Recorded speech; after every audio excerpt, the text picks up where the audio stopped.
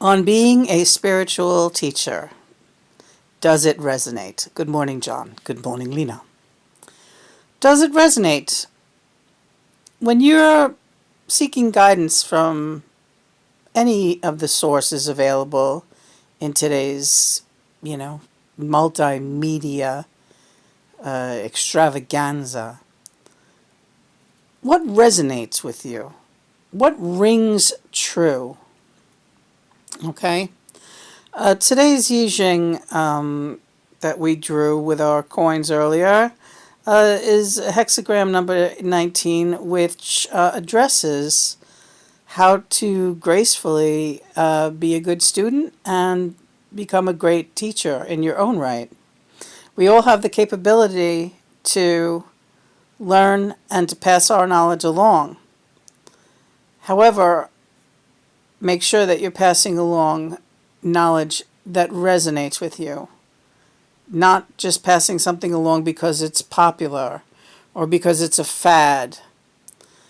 John, yes, okay. You're going to encounter as a light worker several kinds of light worker. I know Lena's not crazy about that. It's overused, right? But to talk to you people out there, the way you're familiar being regarded, you're going to have these specific types, and there's some gray areas in between. But first, you'll get people that teachings will resonate completely. Your teachings will resonate completely, and they'll be an apt pupil, and it'll be a pleasure and a joy to work with them. Mm-hmm. Then you'll get others that it doesn't resonate at all, and they're just simply not interested. Let them go. Mm-hmm. Never push your belief system or your teachings on anyone. Even if you feel like you're doing it for their own good, don't do it. Okay. Then you're going to have a neutral kind of person who is willing to hear more. Like, what you got? Show me what you got. What else you got? All right. Well, that sounds interesting. Show me what else you got. In which case, easy. You just do your teachings and do your work. Did I forget to mention you shouldn't be charging light workers? You shouldn't be charging for your work? You shouldn't be. Also, you shouldn't be doing readings for other people either. You should be teaching them how to read for themselves. I'll just interject that right here. Then there's a fourth category of individual, whereas the teachings resonate powerfully, but the person denies that they are resonating with you. Mm-hmm. The denial is born of fear, ignorance, envy, and hostility. Mm-hmm. This is the trickiest type of possible student that we have come up against. Lena, I know you hate me. I'll say something right now about Lena. Thanks, John. Take it, because I don't even know. Before I came through to her as her twin flame 7 or 8 years ago, before I got through to her, Lena was a really up-and-coming spiritual teacher. And, she had a great clientele list. She had a lot of people that were getting very knowledgeable about spiritual wherewithal, because Lena's a fine teacher, because she's been a fine student of the metaphysical and of the spiritual for most of her adult life. And it's part of her childhood. She's a very spiritual child. Mm-hmm. She's an angel. As soon as I came through, her client list went out the window. Out the window. Right. I went from feeling so loved and revered. I guess my ego loved it, right, John? Well, people like to be loved, you know. I'll be the first one to say it. It's a nice feeling. The feel that people love you, right? And believe that you have something worthwhile to offer them. So, and you had that in spades. Between your spiritual teachings, your music, your artwork, everything that you did was greeted. You had customers buying your work, buying readings, getting all kinds of enlightenment from you from every angle because you have so many mediums that you work in. And as soon as me, John Lennon, came through as your twin flame, they all said, okay, bye. Right. I'm here to say, and this is John. Yes, John, you don't have to keep saying this. I know.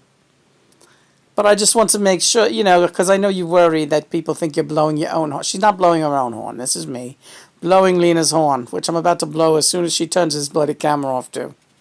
But I did want to get this reading out of the way because we did the I-Ching earlier, and I said, Lena, I'm hot to trot. Let's just talk on this quick. All right.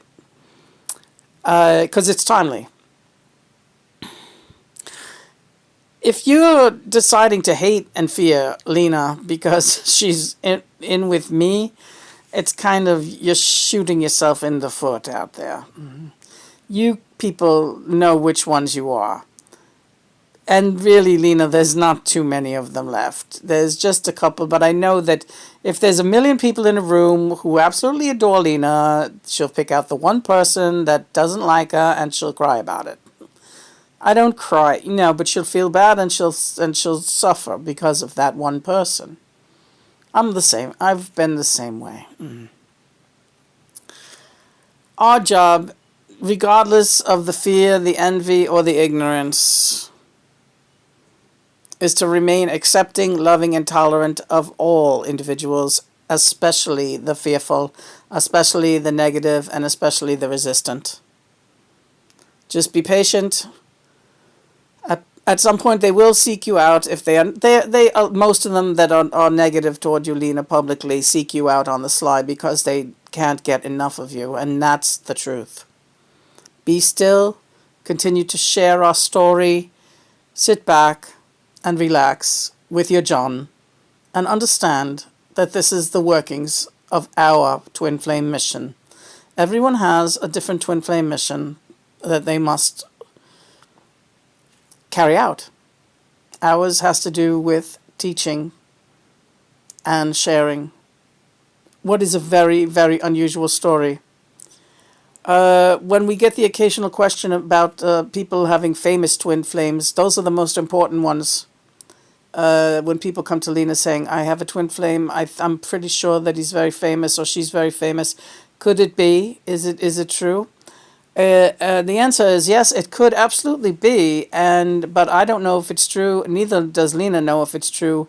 God knows if it's true, and you should know if it's true. You shouldn't be asking on Quora. If you are positive that you have a twin flame, famous or not, you know. Yes, that's true. Because I didn't know anything about twin flames when John came through. I didn't know what he was talking about, and we've already gone over this 1,000,000 times. I had to learn from him. Yes, telepathically. He had to teach me. He taught me. This is how I know. And he continues to teach me every day. And for that I love him. And for many other reasons too, right, John? You better. But but you're saying that the strangest category of people are the ones who, when it resonates with them, what you're teaching and what you're saying resonates with them so powerfully, they recognize it as truth. And they fight it tooth and nail with such a vengeance that it's frightening sometimes. And Lena, yes, John, I can feel I'm getting very excited now. All right. Those are the ones we say, praise God, glory be to God and Mother. This person is so angry, or seemingly so angry at Lena for telling her story. This person definitely knows that it's truth. Now, The trick is getting them to admit it to themselves. And nobody can do that but them. And the only way that'll come about is through repeated teachings. And Lena, your work with that individual is done. You shouldn't be waiting around for the nasty individual to say, I'm sorry, Lena, you were right, I was wrong. That may never happen. And in all probability, it will only happen in very rare cases. The human ego is such that that would just not really happen. It's pathetic how people are stuck in their very, ego-driven and giving ways when it comes to saying they're sorry. It's the hardest word, and that's the truth. Yeah. So don't wait for that. When a person is especially resistant and especially vehement about their thoughts about you and me and etc. and our mission, consider it the job is done. You've made your mark. You've delivered the message. That's all you ever had to do. You don't have to be their friend. You don't have to make nice. You don't have to hear from them that they are now convinced. Chances are you will never hear that, but know that your job is done. Thanks, Sean. Sure, baby. Anyway, we got to get going because we have a lot of work to do today. Today's a big day for us. I really want to start writing about the memoirs from the Help period, from the movie Help. That's coming hard for me, honey, and I think you know why. It was a very, very painful time in my life, and I was so confused and dejected, and it's hard for me to put into words, so we have to be patient with me. We'll get this thing done. All right, we'll work on that chapter later. Everyone, again, well, this is it. This is the I-Ching for today, so I hope it resonates with some of you teachers and students out there. And remember, we all have the ability to be both teacher and student, and we all are teacher and student. The journey is never over, the class is never ending, and the road goes on forever. Right, John?